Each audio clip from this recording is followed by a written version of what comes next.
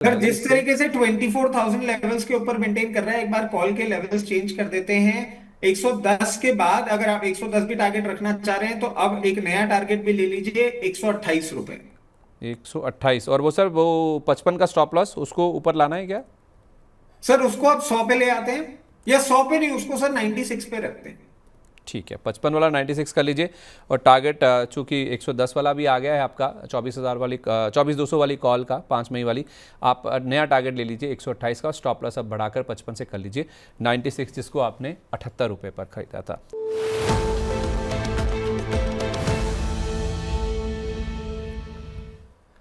Rajesh sir, एक Nifty की call, एक कोहेंस लाइफ साइंसेस, एक ग्लोबल स्पिरिट्स और एक स्नाइडर इलेक्ट्रिक, उसके अलावा भी है कुछ आपके पास सर? नहीं सर, उन्हीं के वो साथ तो मैम कंटिन्यू। के आने के पहले सारा काम करना था ना, उसके बाद कुछ नहीं। निफ्टी का डायरेक्शन इनसे लेना है, फिर अगले हफ्ते की प्लानिंग करनी है। आपने निफ्टी का डायरेक्शन ही नहीं लिया, जिस कारण से मैं इतनी देर तक वेट कर रहा था। अब आप कुछ बोल ही नहीं रहे, तो मैं भी चुपचाप होकर बैठा हुआ सर हूँ। आपके टारगेट वैसे ही आ रहे हैं, आपका दूसरा टारगेट भी आ गया, आपने तीसरा टारगेट भी दे दिया। तो आपने जिस टारगेट के साथ आपने ये कॉल दिया था कि मैं आज इसी शो के दौरान ही एक टारगेट हिट करा के जाऊंगा, दो हो गए सर। आपका तो मतलब जितना आपने सोचा था उससे ज़्यादा है, बेटर देन एक्सपेक्टेड है। नहीं नहीं, वो ठीक है सर, मगर अगले हफ्ते भी तो आके शो करना है, मंडे को फिर आपके साथ शो करना है, तो पता तो अरे लगे कि होने क्या वाला है। चलिए ठीक है सर, मैं चाहता हूँ कि तब तक आपके कोहेंस लाइफ साइंसेस और ये जो ग्लोबल स्पिरिट्स और स्नाइडर इलेक्ट्रिक है उनके टारगेट हिट हो जाएं, तो तब हम आपसे अच्छी अच्छी बातें करेंगे। अंबाला मैम, आपके कॉल्स आज के लिए।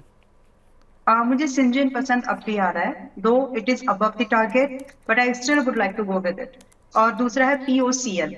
तो जो stocks in between the show बात किए हैं, उनके अलावा ये दो पिक्स, उनके अलावा पीओसीएल को भी आप इंक्लूड करके जा सकते हैं। ये तो पीओसीएल अभी ये तो आपकी लिस्ट में अभी भी एडेड हुआ ना ये पीओसीएल, या आप पॉन्डी ऑक्साइड बोलती थी, या पीओसीएल बोलती थी, वो पॉन्डी ऑक्साइड मैंने बोला था।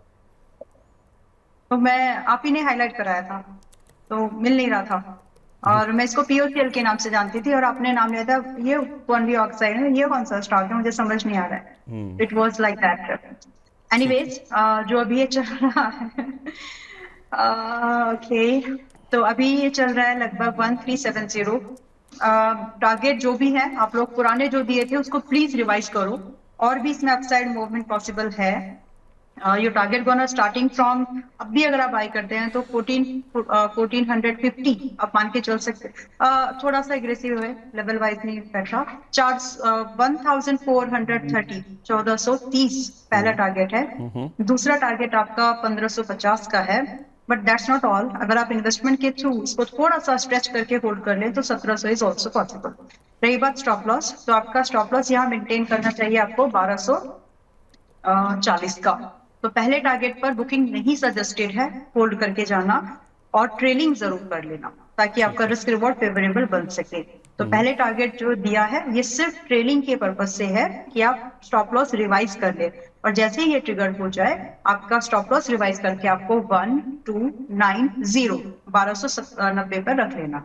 1430 आ जाए तो। हाँ जी। ठीक है, और सिंजिन के लेवल्स बताइए मैम। सिंजिन तो अभी अभी डिस्कस किया था। ओके, 500 के पास में बाय है इसमें। और 600 onwards up to, round figure कर लेते हैं, 600 ऑनवर्ड्स अप टू 600 से लेकर के आपको यहाँ पर 700 रुपए के टारगेट अभी भी दिख सकते हैं। 500 रुपए पर चल रहा है। ट्रेलिंग स्टॉप लॉस 415 रुपए का स्टॉप लॉस अभी बैठेगा। जैसे 550 निकल जाए, यहाँ पर भी 550 को टारगेट ट्रिगर मत करिए। सेकंड टारगेट है वैसे वो पुराने लोगों के लिए, no need to trigger that. Stop loss जरूर आप वहां पर रिवाइज कर लीजिएगा। जैसे ही 550 निकल जाए, ध्यान से सुनेंगे तो कंफ्यूजिंग नहीं लगेगा। जैसे ही 550 आपका एक बार प्राइस ऊपर निकल जाए, उस समय अपने स्टॉप लॉस को छोटा कर लीजिएगा 460 पर, ताकि आपका रिस्क रिवॉर्ड अच्छा फेवरेबल बन सके। स्टॉक मजबूती से चलेगा। ठीक है, तो अभी 415 रुपये का स्टॉप लॉस है। इन केस जब ये पहला टारगेट आ जाएगा आपका, पहला नहीं, माफ़ कीजिए, 550 रुपये का जब प्राइस आ जाएगा, तब आप इस स्टॉप लॉस को रिवाइज कर लीजिए, 415 से बढ़ाकर 460 रुपये कर लीजिएगा। डबल हो रहा है, ये साफ तौर पे दिख रहा है स्टॉक का, और ज़बरदस्त मोमेंटम में है, और ये स्टॉक का और भी इस मोमेंटम को आगे लेके जा सकता है। बहुत शुक्रिया आपका वेले मैम, अपना कीमती समय आज हमारे साथ शेयर करने के लिए। जिन जिन स्टॉक्स को लेकर बातचीत हुई है, कोई डिस्क्लोजर उनमें?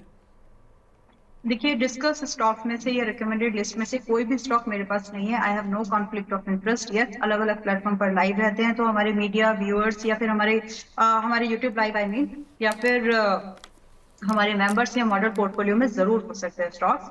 हम इक्विटी रिकमेंड कर रहे हैं, हो सकता है वो डेरिवेटिव में काम कर रहे हो या फिर आगे पीछे कभी वो खरीद रहे हो। सो दिस ये पॉसिबिलिटीज रहने वाली है।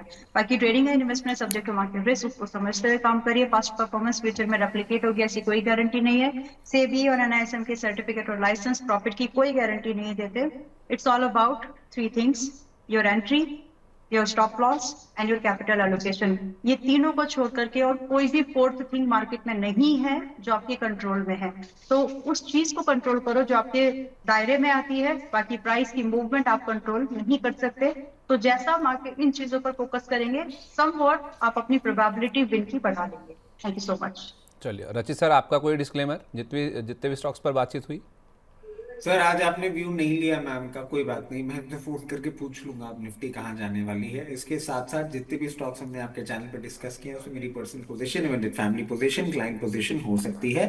जितने भी स्टॉक्स आपके चैनल पे डिस्कस किए वो कंपनीज, उनके प्रमोटर और ग्रुप कंपनीज हमारे क्लाइंट हो सकते हैं। Investment in equity market are subject to market risk. Please consult your financial advisor before making any investment or taking any trade in any script that we have discussed on your channel. As always sir, fun doing show, जल्दी मिलते हैं। Thank you so much both of you, अपना कीमती समय आज हमारे साथ share करने के लिए। हाँ, कुछ कहना चाह रही हैं आप? यस, जब कन्फेशन चल ही रहा है तो एक चीज मैं भी कन्फेस कर ही लेती हूँ। रचित जी, आपने पिछले हफ्ते तो 2-3 दिन पहले एक ट्रेड दिया था निफ्टी का put. I had a strong doubt about that. मतलब ये मार्केट नीचे जाने वाली है क्या? आपने पुट दी थी निफ्टी का, वो भी डायरेक्शनल ट्रेड था, विदाउट हेज था वो। It work really well.